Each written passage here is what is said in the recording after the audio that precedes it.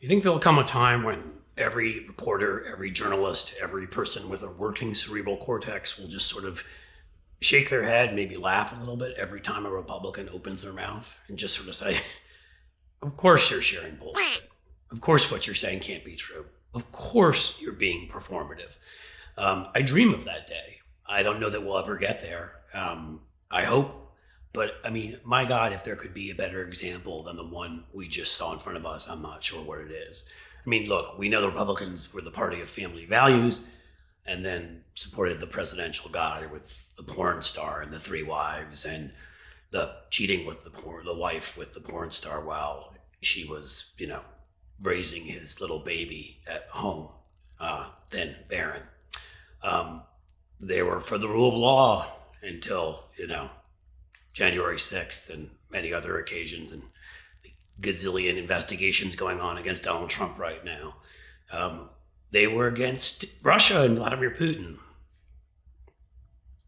Yeah, do I need to answer that one? They don't stand for anything. And again, but this example, I can't get over this. If you've been watching any media for the last week or two, all you've heard is Republicans yelling, baby formula, baby formula, baby formula, like, they're looking for the candy man to come out of the mirror. They couldn't shut up about it. It was all Joe Biden's fault. Nothing to do with private companies. There's a monopoly, like there are in so many things in our economy that need to be fixed. But again, Republicans will block that too because they like monopolies. Leads to better campaign contributions. And there were a couple recalls with some large baby formula companies. So we had a shortage. There have also been supply line issues because of COVID. So we had a shortage. It had nothing to do with Joe Biden. It'd be like, somebody just broke the window to my office. Joe Biden. If you remember how Obama was blamed for everything, this is what they do. An asteroid's falling from the sky. Why can't Joe Biden do something about it? So last week it was baby formula, baby formula, baby formula, baby formula. Elise Stefanik even found a way to work it into her Nazi-esque great replacement theory, which was we were giving the baby formula to immigrant kids on the border, non-white, and starving our own kids up here because we liked the ones that were darker better, according to her, I guess. It's what she's saying. And others joined in. Kat Kamek, a congressman from Florida, and I'm convinced that's got to be a made-up name. What did Kat Kamek have to say? Let's see what Kat Kamek had to say. This is what America looks like, as Kat Kamek shared a fake picture of baby formula through the roof on the southern border, but none of it here. She said, no one is arguing that we shouldn't have formula for babies at the border. She was arguing that. But suggested, citing no evidence, as the CBS piece says, that the Biden administration was prioritizing the distribution of formula to migrant babies amid the national shortage. Again, great replacement theory.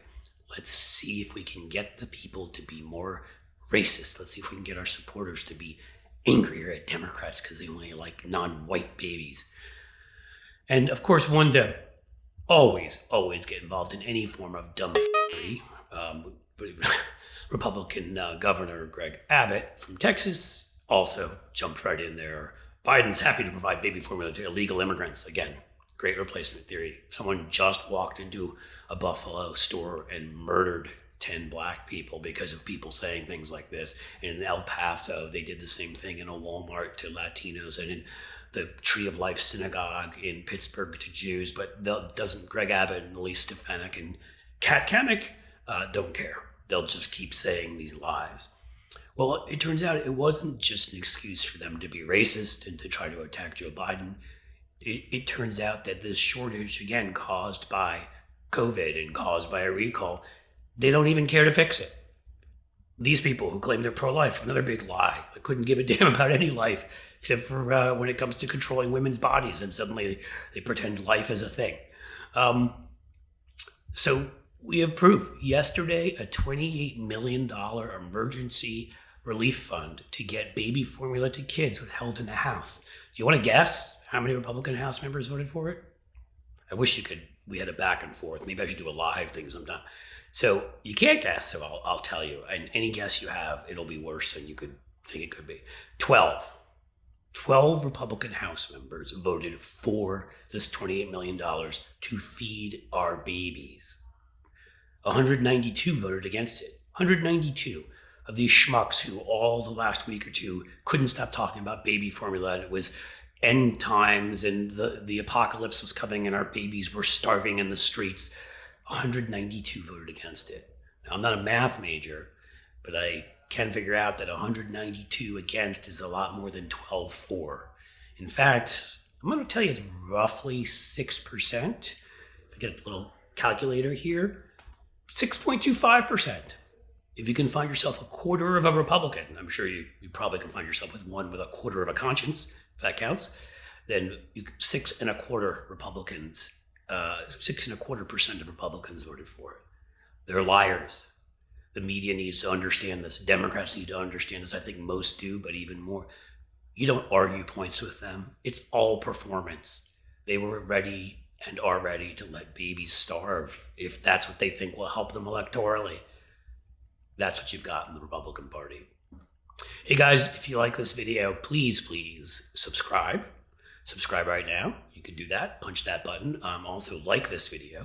Comment on this video. Say, Cliff, you're just such a jerk, or maybe something nicer. And put on your notifications, because then you will actually know when a new video drops, and you just got to run and sneak into the bathroom at the office or whatever it might be to watch it. Thank you for all your support. I appreciate it. We'll have more.